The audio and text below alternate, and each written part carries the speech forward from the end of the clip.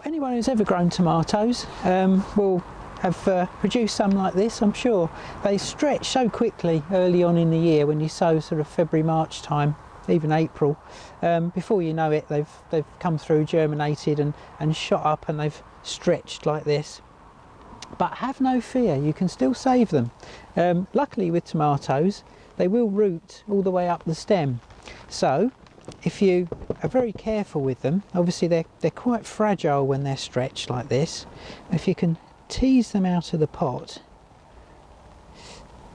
and you should hold them by the leaves whenever you can, and just tease them apart, you can plant them in a bigger pot much more deeply, right the way down to the seed leaves, and you'll find that roots will come from that long stretched stem, and actually you'll end up with a really strong plant, because all those little roots that come from the stem will help feed it, and it will grow away, and you've saved the day, you haven't had to throw them away.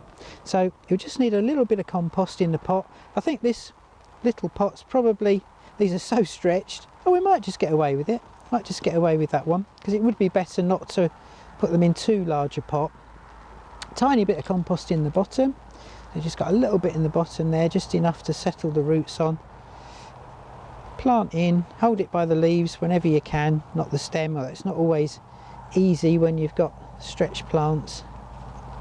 And just fill in very gently. Any good multi-purpose compost will do.